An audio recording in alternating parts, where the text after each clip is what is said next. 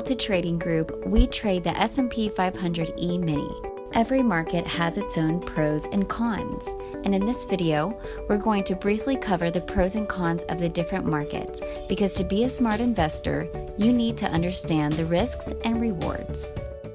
The first investment to talk about are stocks.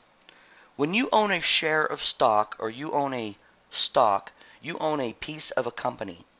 It's called an equity instrument. So if a company divides up its company into 1 million parts, and you own one share, then you own 1/1,000,000th of that company. If you own 100,000 shares, then you would own 1/10 of that company. You actually own a component of the company. The pros to that are that you actually own a component of the company. You actually own equity in a company. The cons to that is it's very difficult if you don't have a lot of money to own a lot of shares in many companies to spread your risk. So you may not be able to diversify as much. So at Delta Trading, we don't purchase stocks. On the other hand, bonds are a debt instrument. When you purchase a bond, what you're really doing is loaning money to some sort of an institution. It might be a city. Maybe the city wants to build a bridge. They need money. They will sell you a bond. And a bond is really a promise that they will pay you back. And that promise includes how much they're going to pay you back with what amount of interest over what period of time. In the case of treasury notes, certain city or state or federal bonds, people tend to think that they're a safer investment, and they may be. Typically, they don't pay out as much money as that you would expect that you might want some of your other investments to pay, but they tend to be very safe. Indexes are another thing that you hear a lot of. You'll hear the Dow Jones Industrial Average, you'll hear the SP500 or the Russell or the NASDAQ, things like that.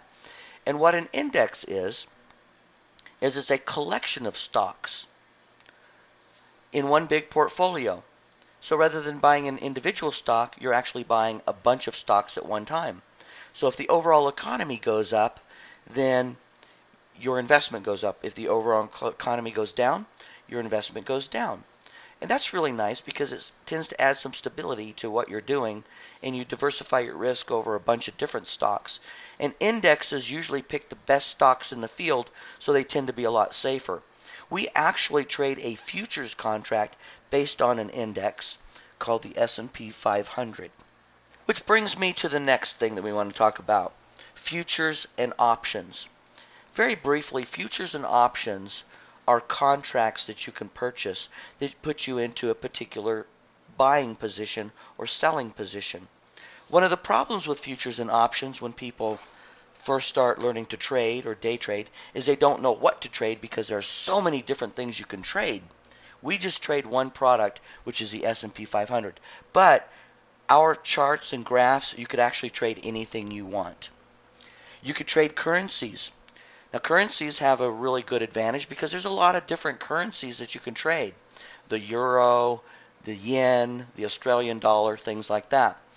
But the problem is you have too many options. So when you're first learning to trade, you want to eliminate all those options because it gets confusing, and you want to concentrate on one thing. And like I said, we concentrate on an index called the S&P 500. Another thing you can trade with futures and options is commodities. Commodities are things that industries use a lot of times to build their products. For example, a tortilla factory might use corn or flour. These are commodities.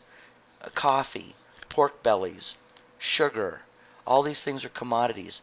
The thing about trading commodities is you have to really keep an eye on the news and the markets and the market conditions to know what's going on with the commodities. Or most people do. And again, when you learn how to trade with the Delta trading methodology, you're learning how to manage risk.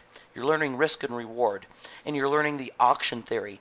So we can trade commodities without having to learn about the news and all of that. But we don't want to go there too fast. We want to learn how to trade on an index first. And in fact, you'll probably never want to stop trading the S&P 500 because there's so many advantages to it. We hope you enjoyed this video that was an excerpt directly out of our academy. To find out if you qualify to join as a member, call 888-646-8787 or go to deltatradinggroup.com.